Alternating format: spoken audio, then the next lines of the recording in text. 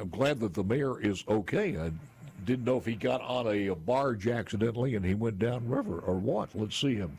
Here he is, the mayor. Good morning, sir. How are you? Good morning. I just jumped off that barge. It's it's good to have you, my friend. Haven't talked to you in a long time. I got a couple of state stuff and stuff on Vicksburg, first of all, before we move to a couple of national things I want to talk to you about. But first of all, the update on the port, which is a big deal for Vicksburg and the state, by the way. What's any update news on that? Absolutely. It's going great. We just got about $9 million out of the state for tax credit, and we're bound to look for mitigation money, and we're on track. I think we're doing real good, and I want to thank the governor, the lieutenant governor, and the legislative group. So we're on our way.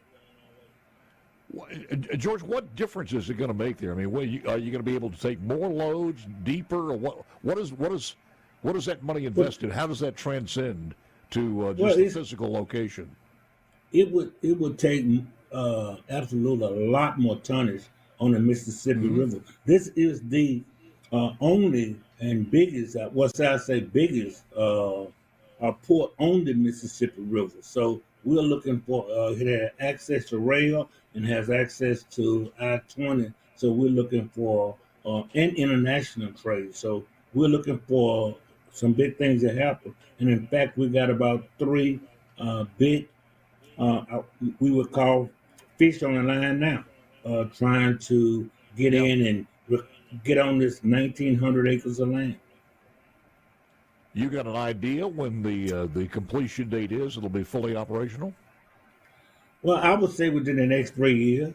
I think we're on our way. In the next week or so, we ought to know some more concrete. Mm-hmm. So you have enough money to finish it out now, or are you going to need more? Well, we're going to always need more money. Can't say we don't need money. A politician never says that, but I can tell you that we're getting closer to the finish line.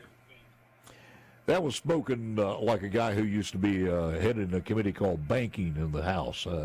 Well spoken. Since we just had a wrap-up of the Miss Mississippi pageant, how important is that to Vicksburg?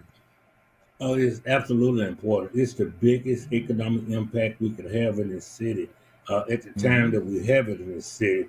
There were 39 gorgeous, beautiful, phenomenal young ladies, and the capital city, Miss Capital City, won. I mean, that's number one. It's not an overnight thing. It's a whole week, so the amount of money that flows into the Vicksburg area is pretty substantial. Absolutely, and it's a family outlet where you can come in and you can dine in our restaurants. You can go to our military park, and you can do a lot of things. What's the health of the casinos look like in Vicksburg, Mayor? I think they're coming. I think they're coming up, and I think they're doing well as it relates to the amount of traffic on the river. It's these casinos, they're up and down, but I think we're going up more than down. You know, I was reading the news, some of the Vicksburg headlines, and you guys have not been immune to some of these senseless shootings and crime there. I know you do your best to keep it down, but I don't know. What do we do about this? Because some of the shootings are just, we were talking about June 10th and Juneteenth, and that one's been in the news in Texas and other places.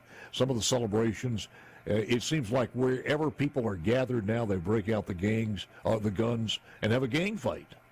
And how do you stop that? Well, fortunately, we have narrowed it down to we don't have random shooting. We have not had any interfering with the Juneteenth festival or none of these big gatherings. We've narrowed it down to the perpetrator knows the victim, and just this weekend we had a incident where unfortunately there was a shooting of a guy and two girls in the apartment complex where we house police officers. That's amazing. That's amazing. I do want to turn attention here because we don't have a lot of time since the break's going to take us out here. I do want to ask you about the national politics a little bit, because you've always been somebody who's been a student of politics, as we well know. What do you think is going to happen as far as Biden is concerned? You think he's going to make it all the way through the election itself? Yes, in a sense. He had no choice. We at this point where he has to get across the goal line. But you don't think somebody's going to step in and maybe a Gavin Newsom or somebody like that? Absolutely not. We really can't afford it. You're at a point in this political cycle that you halfway through, and you just got to go through it. You probably have to see him less now. Yeah. Are the Republicans going to be able to stop the cheating? I don't know. This thing about election cycle and what could possibly happen or can't happen, it's just unfortunate that we're at this point in history that we can't have an honest, open election. Yeah. I want to ask you about the African-American vote for Trump when we come back with the mayor of Vicksburg, George Flaggs, right after this. All righty, the mayor of Vicksburg, usually who has got more feisty in him. Did you just wake up or what? You don't seem to be full of a fight this morning. Well, I had a delay. We had a technical delay. Is that it? All right, I did want to ask you this though. What do you think is going to be the larger number?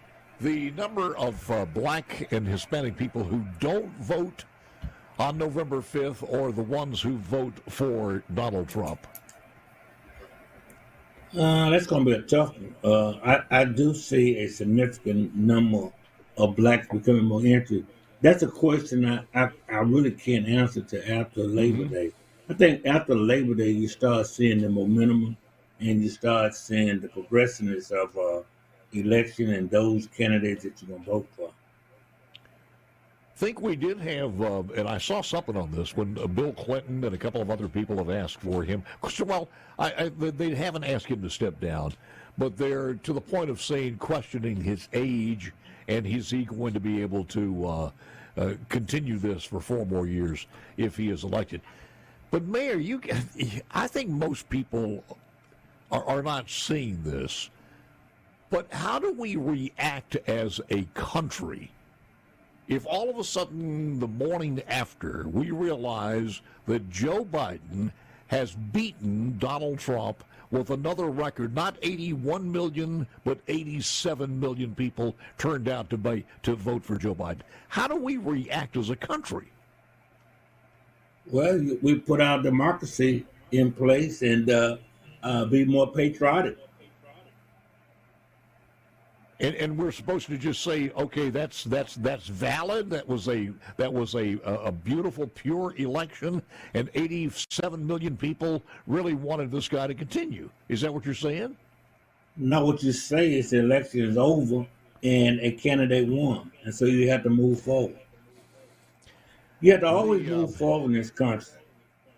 Well, Kamala Harris had a meeting over the weekend, and she hasn't changed one single iota. So the importance of community banks is they are, as they are called, they're in the community, led by members of the community.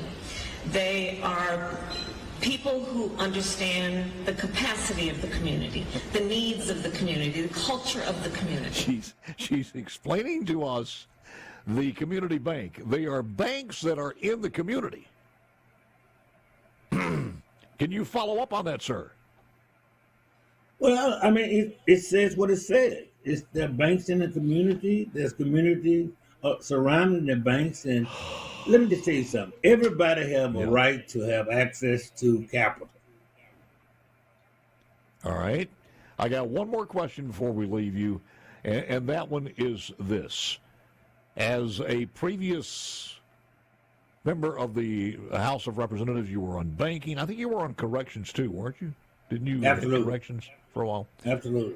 When you look at this, I think the speaker is all in for let's address this in the 2025 session, and the governor is in the House, or rather Senate, and Delbert Hosemann is a little bit more reticent on this as far as taking that next step on personal income tax. You were there and you were talking about this for a long time too. What are your thoughts? And I'm not going to say your advice because I know you don't want to give them advice, but your ideas on this. I will encourage them to go slow. Be very cautious about what they do and make methodical moves because of the fact is that any tax that you take away, you have to replace it. And that's the problem. What about the grocery tax? How would that affect you as far as a municipality? Well, it would devastate us if you don't replace it. But if you replace it, then it can help us. I just think that the legislature needs to move beyond taxes and deal with some other things. Trey Lamar was on with me the other day, and he mentioned we need to totally redo the tax code in our state because it's not workable, it's antiquated, and it could be a lot better off. Would you agree with that? Well, I can agree with the tax code being antiquated, but the tax code provides a means to which you raise money and raise revenue. So, all taxes are intended to raise money. I think what the Ways and Means chairman has seen, there's a better way of doing it. Well, I got yet to see it. That's all. Yeah. I got yet to see it. I just don't want to get hurt in my little city. Mr. Mayor, it's always a pleasure, sir. We thank you. I hope you're feeling well, and we look forward to seeing you. And same here, Paul, and continue to do the good work you do. Thank you, man. Appreciate it.